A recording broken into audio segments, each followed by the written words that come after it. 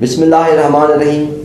Programme एक दिन अब्दुल गफ़ार माहर के साथ आज हमारे साथ मेहमान शख्सियत जो मौसीकी के हवाले से किसी तारुफ की मोहताज नहीं, सराकी सिंगर जिसने पाकिस्तान समेत सराकी वसेब में अपनी कामयाबी का लुहा मनवाया, जनाब अजमल साजिद साहब, हम उनको अपने प्रोग्राम में वेलकम कहते हैं। क्या हाल है अजमल भाई?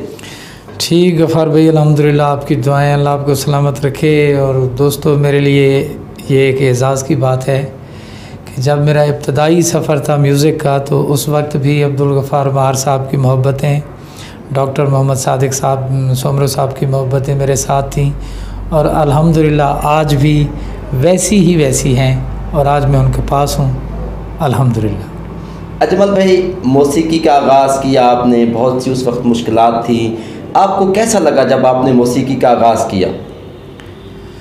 गफ़ार भाई, जब मुझे शौक़ था म्यूज़िक का, तो उस वक्त तो मैं एक इंतहाई गरीब था, और जो मेरे मसाइल थे मेरे घर के और मेरे वालिदैन की तरफ से जो थे उस वक्त, तो मेरे लिए वो इंतहाई मुश्किल था इस सफ़र पे चलना। लेकिन फिर कुछ वक्त ने साथ दिया, और कुछ मेरे वालिदैन ने मुझे जब इजाज़त दी और मैंने कोशिश की, मेहनत की, अपने काम में मोहब्बत से मैं चला, तो आप जैसे दोस्त मिलते गए, भाई मिलते गए, और फिर अल्लाह पाक ने भी मेरी वो जो है ना वो मंजूर कर ली, और मैं आज आपके सामने हूँ। जो शुरुआत की मुश्किलें हैं वो बयान करने बैठें तो फिर तो सुबह हो जाएगी।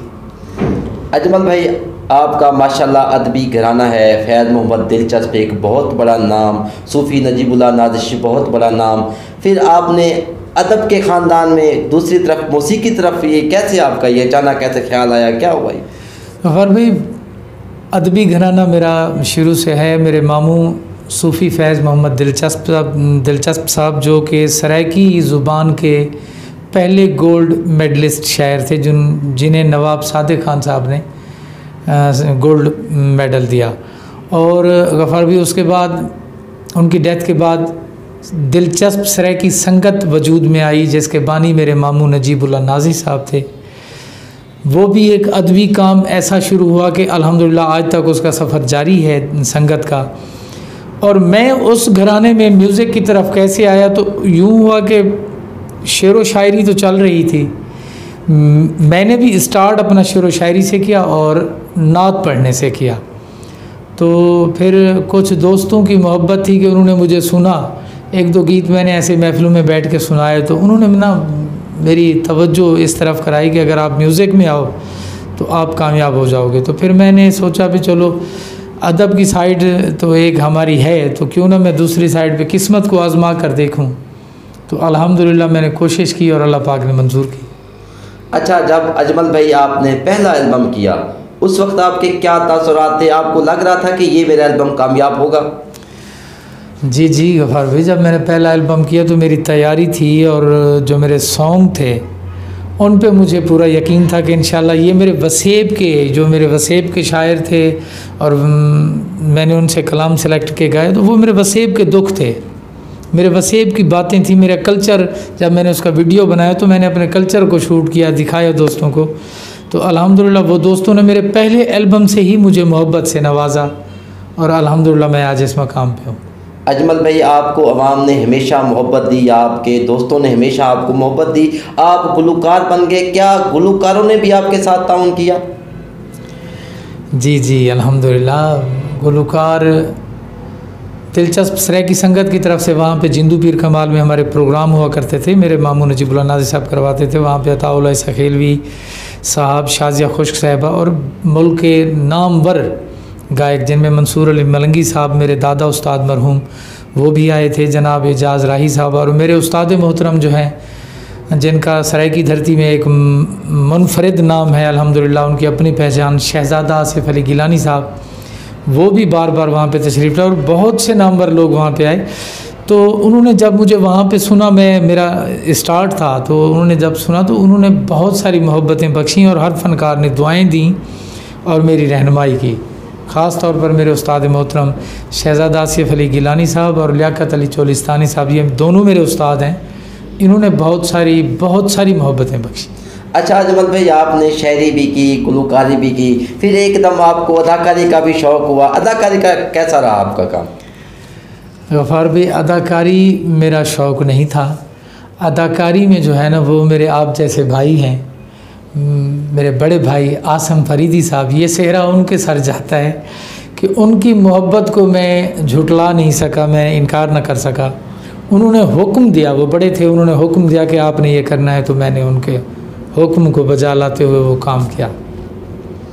अच्छा अजमल भाई, अब आपके घर की तरफ आते हैं। आपने अपने ख़ानदान में शादी की या कहीं बैठ से आपको शादी की ऑफरें हुई, क्या हुआ? गफ़ार भाई, ये जो शोबिज़ की दुनिया है और ख़ासकर जो हमारी सिंगर हजरात की दुनिया है, इसमें ये सिलसिले बहुत हैं। ऑफ़र्स जो हैं वो तो आप सोच भी नहीं सकते कि कितनी हुई और कैसे हुई। लेकिन जो मेरी शादी है वो अल्हम्दुलिल्लाह मेरे मामू के घर हुई है और मेरी ख़ानदान में है अल्हम्दुलिल्लाह। अच्छा अजमल भाई, एक बहुत ही अफसोसनाक सानिया हुआ आपके साथ, आपका जवान बेटा फौत हुआ। वो लम्हा आपके लिए कैसा था?